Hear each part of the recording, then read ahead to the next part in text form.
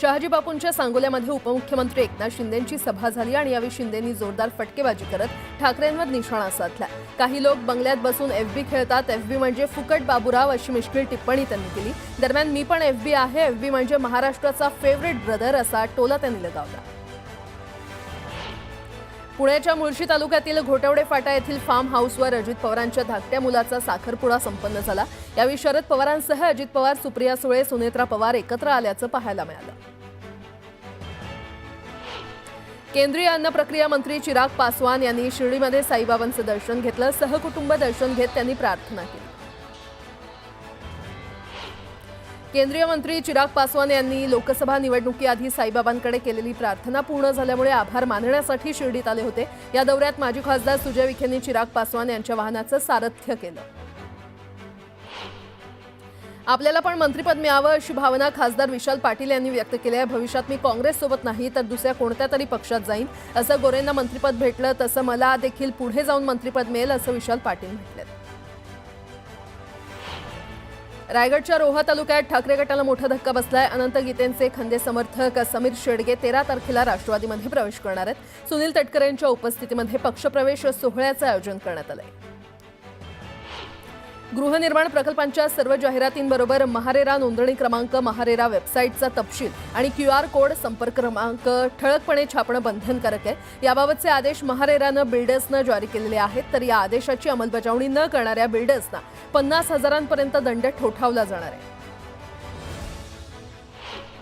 वरळी शिवडी उन्नत मार्गिकेसाठी प्रभादेवी रेल्वे स्थानकावरील पूल पाडण्यात येणार आहे आणि त्यामुळे 15 एप्रिलपासून हा पूल बंद होण्याची शक्यता आहे। हा पूल बंद केल्यावर दादर पश्चिमेच्या सर्व रस्त्यांवर मोठी वाहतूक कोंडी होण्याची भीती आहे।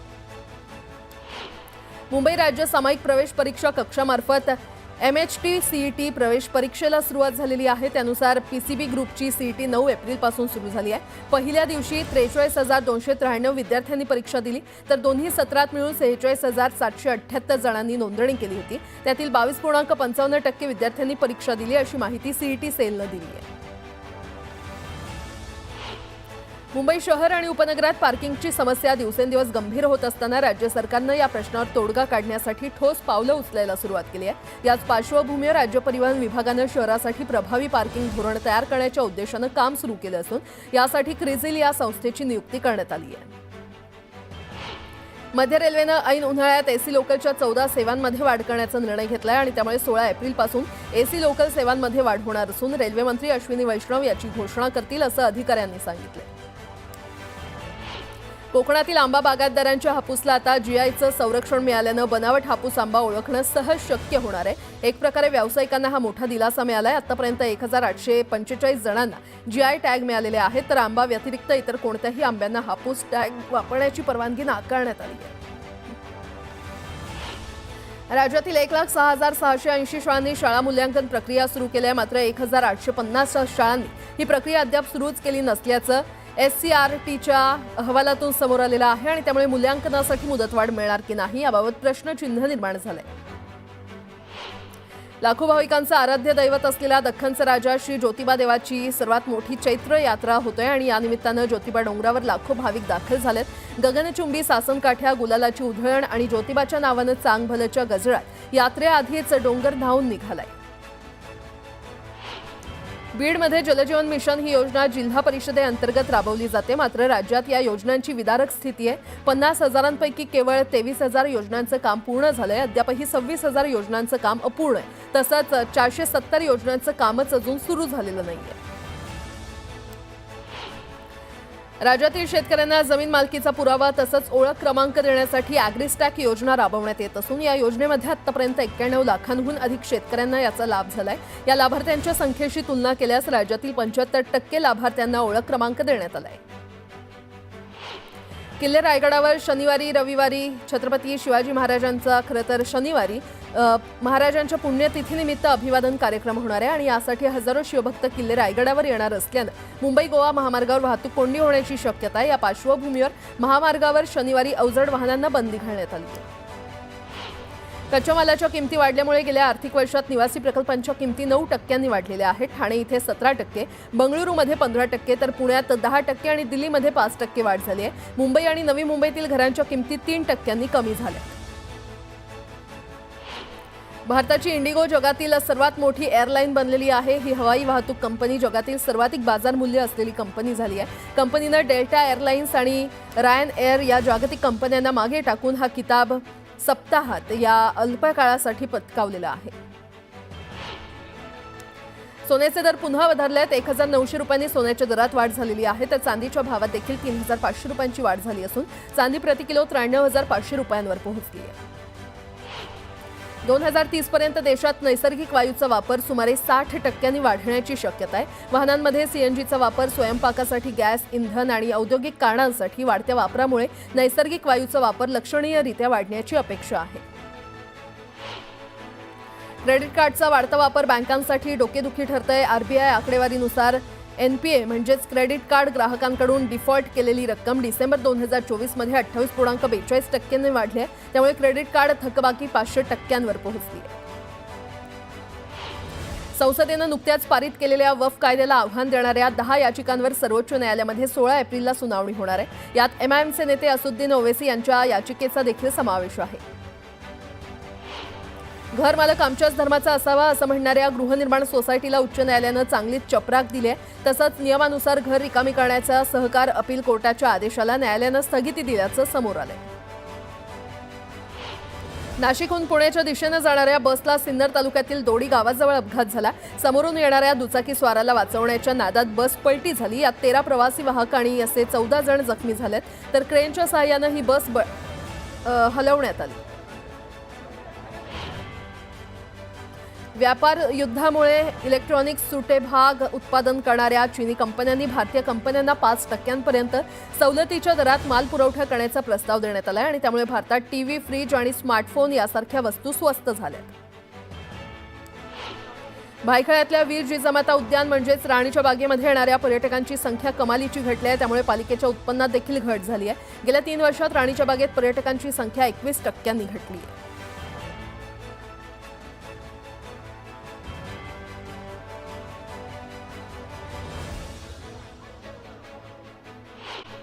पुन्हा एकदा बातम्या वेगवान स्वरूपात।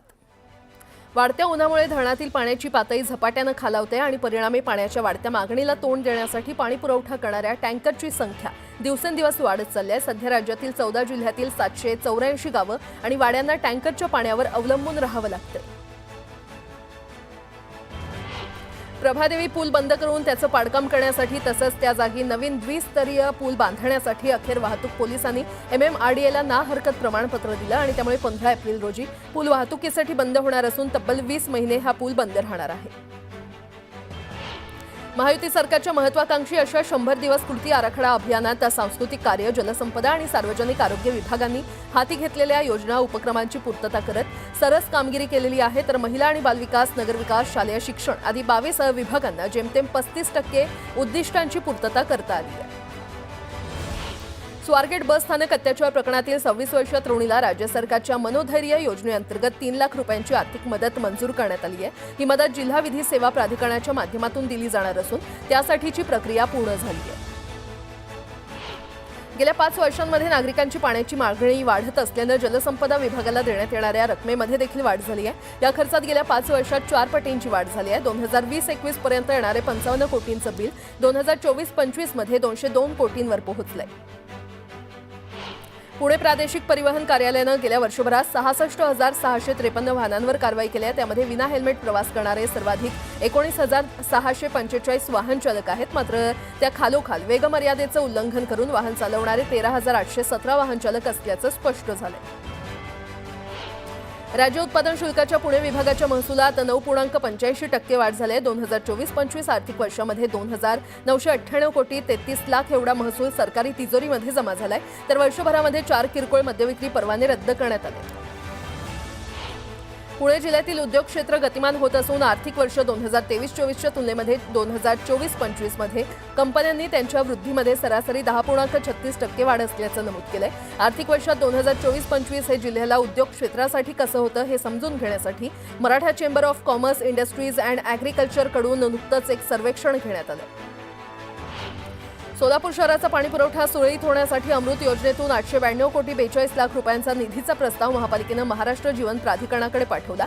मात्र 3 वर्षांनंतरही तो प्रस्ताव कासव गतीनं पुढे सरकतोय असा अनुभव अधिकाऱ्यांना येतोय. धाराशिवच्या उमरगा तालुक्यातील मुरुममध्ये गारांचा पाऊस पडला. पावसामुळे शेतातील पिकांचं नुकसान झालं, तर जिल्ह्यातील काही ठिकाणी पावसाचा अंदाज आजही वर्तवण्यात आलाय. 10 वर्षीय मुलीवर अत्याचार करून तिची हत्या करण्यात आली आहे. या प्रकरणी आरोपी आसिफ अकबरला पोलिसांनी घटनास्थळी नेत घटनेचं रिक्रिएशन केलं. पावसाळापूर्व कामांचा भाग म्हणून नदी नाल्यांमधील फक्त गाळ उपसण्याचं काम नको, तर नाले स्वच्छता करण्याचा उद्देश असावा असे आदेश देण्यात आलेत. तसंच गाळ उपसण्याच्या पलीकडे जाऊन पावसाळ्यातील संभाव्य पूरस्थिती रोखणं हा देखील उद्देश असावा, असं अतिरिक्त आयुक्त अभिजित बांगर यांनी पालिकेच्या यंत्रणेला दिलं. सोलापुरातील दूषित पाण्यामुळे मृत्यू झालेल्या मुलींच्या कुटुंबाची पालकमंत्री जयकुमार गोरे यांनी सांत्वनपर भेट घेतली आहे. यावेळी त्यांनी वैयक्तिक निधीतून मृत मुलींच्या कुटुंबाला प्रत्येकी 1 लाखांची मदत केली आहे, तर राज्य सरकारकडून 5 लाखांची मदत जाहीर करण्यात आली आहे. आयुक्तांनी सांगितलेलं मृत्यूचं कारण खोटं असून दूषित पाण्यामुळेच मृत्यू झाल्याचा दावा जयकुमार गोरे यांनी केला आहे. महायुती सरकार योग्य वेळी शेतकऱ्यांची कर्जमाफी करेल. जेव्हा निवडणुकीला सामोरं जाऊ तेव्हा आमच्या संकल्पपत्रामधील एकही मुद्दा शिल्लक राहणार नाही. जो वचननामा आम्ही जनतेला दिलाय तो पूर्ण करणार असा दावा चंद्रशेखर बावनकुळे यांनी दिलाय.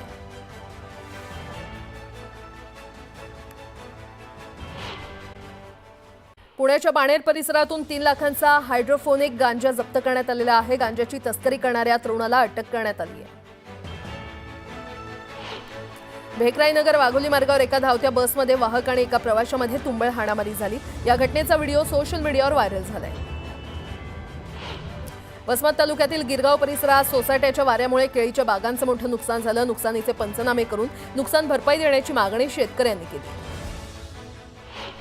नांदेड जिल्ह्यामध्ये काही ठिकाणी वादळी वाऱ्यासह अवकाळी पाऊस कोसळला, तर धर्माबाद तालुक्यात गारपीट झाली आहे. अवकाळी पावसामुळे शेतकरी वर्गात चिंतेचं वातावरण पसरलंय. गेल्या 3 दिवसांपासून नंदुरबारमध्ये वाढलेल्या तापमानाची झळ आता फळबागांना देखील बसते. उष्णतेमुळे पपईचं फळ जळत असल्याचं चित्र आहे आणि त्यामुळे शेतकऱ्यांच्या चिंतेमध्ये भर पडली आहे. यवतमाळच्या पुसदमध्ये माकडांनी भुईमुगाच्या शेतीचं मोठं नुकसान केलंय. यामुळे शेतकऱ्यांचं आर्थिक नुकसान होत असल्यानं शेतकऱ्यांनी चिंता व्यक्त केली आहे.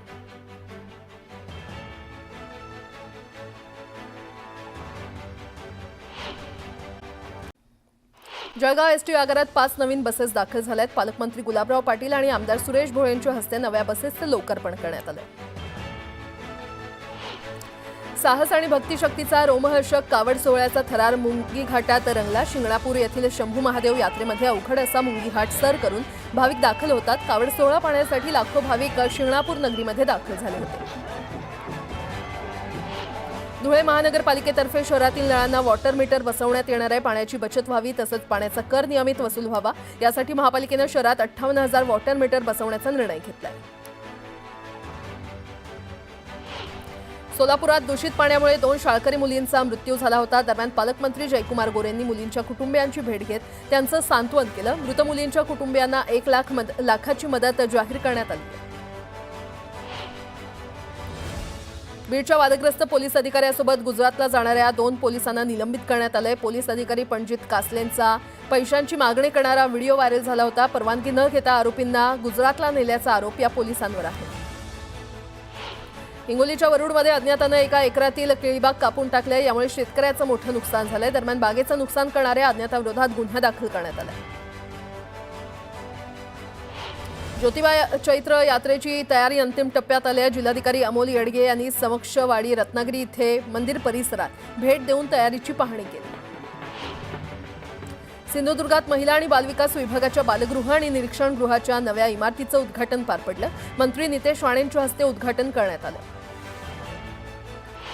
मुंबई गोवा महामार्गावरील भोसले घाटात सुरक्षेसाठी विशेष उपाययोजना केल्या जाणार आहेत आणि या मार्गावरील ब्लॅक स्पॉटवर संरक्षण कठडे, सूचना फलक, वेग नियंत्रक उपाययोजना आणि सीसीटीव्ही कॅमेरे बसवले जाणार आहेत. गरज पडल्यास रस्त्याच्या डिझाईनमध्ये देखील बदल केला जाणार आहे. बीडच्या संत बंकट स्वामी महाराज यांच्या नारळी सप्ताहात गरजूंचा विवाह सोहळा संपन्न झाला. या विवाह सोहळ्यात हजारो नागरिकांनी हजेरी लावली. बीडच्या राक्षस भुवनमध्ये नगद नारायण गडाच्या 73व्या नारळी सप्ताहाला सुरुवात झाली आहे. यावेळी मोठ्या संख्येनं भाविकांनी उपस्थिती लावली आहे. दरम्यान हेलिकॉप्टरनं पुष्पवर्षाव देखील करण्यात आला. सरकारी बँक एसबीआयनं आपल्या ग्राहकांसाठी एटीएम मधून पैसे काढण्याच्या नियमांमध्ये बदल केलाय। बचत खात्यामध्ये पैसे नसल्यामुळे एटीएम व्यवहार अयशस्वी झाल्यास 20 रुपयांचा दंड आणि जीएसटी भरावा लागणार आहे। राज्यातील शेतजमिनीच्या ताब्यावरून होणारे वाद मिटवण्यासाठी राबवण्यात आलेल्या सलोखा योजनेला मुदतवाढ देत पुन्हा सुरू करण्याचे आदेश शासनानं दिलेले आहेत। आमदार किशोर पाटील यांनी ही माहिती दिली आहे। या योजनेमुळे बांधकाम मजुरांना मोठा फायदा होणार आहे। जळगावच्या गुढे फाट्यावर असलेल्या गुलाब सुखदेव भिल यांच्या 2 झोपडींना आग लावून शेळीच्या 16 पिल्लं जळून खाक झाली आहेत, तर मोठ्या बकऱ्या चरायला गेल्यामुळे बचावलेले आहेत आणि यामुळे शेतकऱ्याचं 1 लाखाचं नुकसान झालं असून आग कशामुळे लागली हे अद्याप अस्पष्ट आहे। छत्रपती संभाजीनगर मध्येचे आमदार प्रदीप जयस्वाल यांच्या हॉटेलला भीषण आग लागली होती। अग्निशमन दलाच्या 8 गाड्यांनी घटनास्थळी जात आगीवर नियंत्रण मिळवलं। सुदैवानं यामध्ये कोणतीही जीवितहानी झाली नाही। जालन्यामध्ये जिल्हा रुग्णालयासमोर 2 गटात तुफान दगडफेक झाली। यात 6 जण गंभीर जखमी झाले। दरम्यान सासू सुनेच्या शेतजमिनीच्या वादातून ही दगडफेक झाल्याची माहिती पोलिसांनी दिली आहे। कल्याणमध्ये विनापरवाना गावठी पिस्तूल घेऊन फिरणाऱ्या व्यक्तीला अटक करण्यात आली आहे। या प्रकरणी एक देशी बनावटीचं पिस्तूल तर 2 जिवंत काडतुसं आणि एका काडतुसाची पुंगळी असा 62,000चा शस्त्रसाठा जप्त करण्यात आलाय। भडगाव तालुक्यातील गुढे गावात 2 झोपडींना आग लागली। या आगीमध्ये शेळीची 16 पिल्लं जळून खाक झाली आहेत। छत्रपती संभाजीनगरच्या करोडी टोल नाक्याजवळ आमदार प्रदीप जयस्वाल यांच्या पंचतारांकित हॉटेलला भीषण आग लागली। शॉर्ट सर्किटमुळे ही आग लागल्याची माहिती आहे। जळगावच्या लोणवाडी शिवारात भीषण आग लागली। आगीमध्ये 4 एकरवरील मका पूर्णपणे जळून खाक झाला। पंचनामा करून नुकसान भरपाई देण्याची मागणी शेतकऱ्यांनी तहसीलदारांकडे केली। जळगावमध्ये भर दिवसा एका अपार्टमेंटमध्ये घरफोडी करण्यात आली। एका घराचं कुलूप तोडून चोरट्यांनी घरामध्ये प्रवेश केला। सोन्या चांदीच्या दागिन्यांसह 85,000ची रोकड चोरट्यांनी लंपास केली।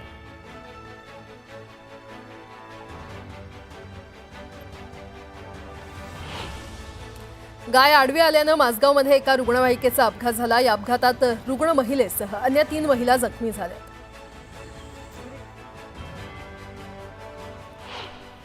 आता एक मोठी बातमी। कळंबा कारागृहात असलेल्या प्रशांत कोरटकरची आज कारागृहातून सुटका होणार आहे। इंद्रजित सावंत यांना धमकी दिल्याप्रकरणी तसंच छत्रपती शिवरायांबद्दल आक्षेपार्ह वक्तव्य केल्यानं कोरटकरला अटक करण्यात आली होती। दरम्यान कोल्हापूर सत्र न्यायालयानं कोरटकरला जामीन मंजूर केलाय। अटी शर्तींसह 50,000च्या जातमुचलक्यावर त्याला जामीन मिळालेला आहे। मात्र गुरुवारी शासकीय सुट्टी असल्यानं कोरटकरला कारागृहात मुक्काम करावा लागला असून आज त्याची कारागृहातून सुटका होईल। कायदेशीर प्रक्रिया पूर्ण झाल्यानंतर प्रशांत कोरटकर कारागृहातून बाहेर येईल।